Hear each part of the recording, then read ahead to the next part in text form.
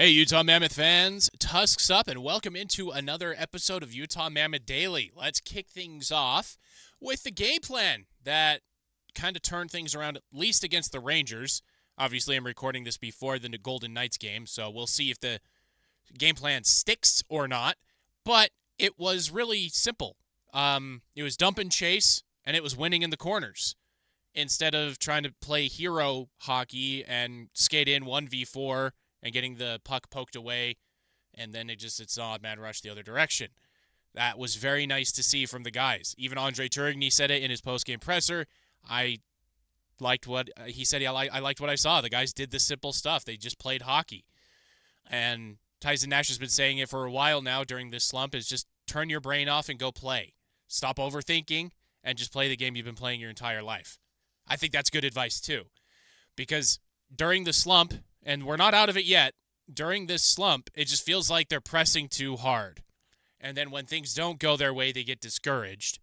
And so when you dumb down everything and it's just bring the puck up to center ice, dump, chase, beat the team in the corner, get some funky bounces like they did against the Rangers, and eventually you would think the hockey gods would make things bounce your way, knock on wood. So that is what happened against the Rangers. I hope that's what happens against the Golden Knights, and maybe they can work their way out of this slump and start going on. Like, I don't think we'll see another 7-game winning streak. I hope we will, but I think, getting 2 wins here, overtime loss there on the road, maybe sneak a road win there, that will build enough momentum for the Mammoth to be able to be firmly in the playoff chase come December and signal to the rest of the league that the Mammoth are here to stay, the Mammoth aren't streaky, and that they're going to be a tough out.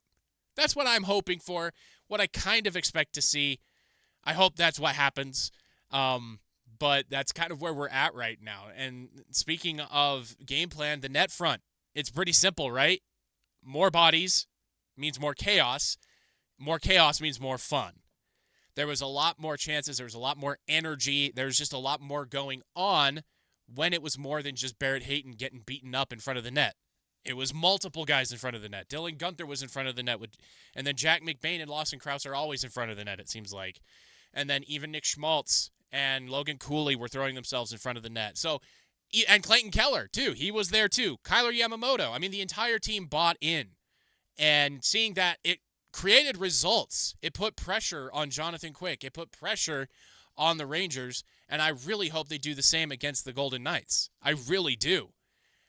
Talent-wise, those are pretty equal teams. It's just the Rangers are in a massive slump like Utah is. So seeing that, seeing the simple hockey coming back to the Mammoth and how it energized the team, it energized the arena, it was really awesome. It really, truly was awesome to see, and I want to see that continue to happen because it makes the game more fun to watch because you always feel like your team is in it, and it's harder to get discouraged when things don't go your way because the puck is always around the net. It's not like you're just turning it over in the neutral zone or you're turning it over in the offensive zone.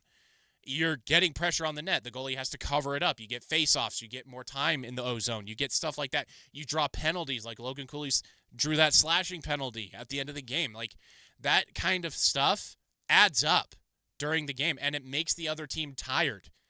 When you have to play defense in any sport, basketball, soccer, hockey, instead of playing offense, you get tired more because you have to react. And so that's something I really enjoyed seeing with the Mammoth against the Rangers. Like, that game was just better. Across the board, it was better. Better goalkeeping, better defensive play, minus that Panarin breakaway. I mean, it was just better, and I'm still gushing about it. Hopefully I won't come back tomorrow with that reaction to that Golden Knights game going, well, that was a fun one night, wasn't it? All right, so let's look at the trade market here. Just an update on it. I'm not going to be doing any sort of wish list. I'm not going to do any shopping. I'm just going to give an update as to, like, the standings in the NHL, where all these other teams sit, and if there are truly any sellers yet. And honestly, no. We are only a couple of days out from American Thanksgiving, and you can count on one hand how many teams are truly out of it, and that's 2 to 3. The 2 to 3 that are out of it would probably be the Flames, Canucks, and Predators. The Blues are slipping into that territory just because of the way the Avalanche and the Stars have been playing this season, and the Wild have started to figure things out. So as we look at this, like in the East, every team is still alive. Every single team is alive in the East. There is no team that has broken away from the pack except for maybe the Hurricanes, but they're only at 30 points, and the Rangers are at 22. So, and if you look at the Atlantic Division, the Maple Leafs are at 21, but the Red Wings are only at 27. That's 3 games. So no team is really truly out of it in the East. And then in the West, you have a couple, but the Predators and Gianbarry Trotz, that guy just doesn't quit. He doesn't give up. So I don't know if they'll be selling yet until the ownership comes in and says, yes, we're selling, we need to reboot. If that happens, we'll see. But the Predators are not open for business if you believe what Barry Trotz is saying publicly. The Blues are also not open for business because we all saw what they did last season, and they think they can replicate that again. Because if Jordan Binnington gets on a heater, anything's possible for the Blues. And then the Flames are obviously out of it, but since it's a seller's market, the Flames and the Canucks, even the Predators, if things change, it's a seller's market. So they can be patient and say, you got to blow me away with an offer. Otherwise, I can wait because another team will. And that's the reality of the situation. That's why we haven't seen many trades, and we haven't seen many hockey trades either. The Maple Leafs want to make a deal. They said they want to make a hockey trade, which means active roster for active roster, but nobody wants to do that because everybody is either A, still trying to figure out what they've got, B, trying to break themselves out of a slump, like the Rangers, the Mammoth, the Blackhawks are trying to break out of a slump, the Devils. So all of these different teams, we're all in the same pot. And then you got 2 or 3 guys over here saying, we've got players that can make a difference, but it's not going to be easy. And so this season is just an interesting microcosm of where the salary cap has led and how the different generations of players are starting to mesh together here in the center with the Ovechkin, Crosby, obviously the older guys like that, Malkin, coming down, and then the younger guys, even rookies, are coming up, and so it's really interesting to see this. And it's kind of frustrating, too, for a channel like this one because I love to talk about trades. I love to talk about, like, front office musings and back alley deals and stuff like that, but there's just none of that going on right now. Nobody wants to sell yet because the majority of teams know if they go on a 3 to 4 game winning streak, they are in the thick of it, and if they're in the East, they're in first place. So that's really where we're at when it comes to the trade market, and that's why nothing has moved. So it's really wild. And the Colorado Avalanche could you just lose a couple? Just a couple in regulation. You don't need to lose every game, just a couple. Let's let everybody else back into it here for the Central Division. My goodness, the Colorado Avalanche are good. And now, ending it on bad news, it's face-offs. Utah is bottom 5 in the league in face-off win percentage, and it's not very good. As you can see on your screen there, they win 46.5% of their face-offs so far this season. And worst among them is Logan Cooley at 40.8%, but Logan Cooley will only get better at them. He's super young. I don't want him to stop taking face-offs. I just don't want him taking important ones, like on power plays or in the defensive zone with an extra skater on the ice, stuff like that. And he doesn't really do those. Tourney usually sends out Stenlund or McBain for those. So when you look at the face-off win percentage for the team, you throw out the guys that just come in when the center gets kicked out of the circle. So you don't look at Clayton Keller. You don't really look at Lawson Krause, Dylan Gunther, those guys. You look at Jack McBain, Barrett Hayton, Kevin Stenlund, Logan Cooley. Those are the guys usually taking those face-offs. And if you look at those guys, the best among them is Jack McBain at 51.2%. So that, other than the obvious, which is the penalty or the power play needing to get better, the face-off win percentage needs to get better too.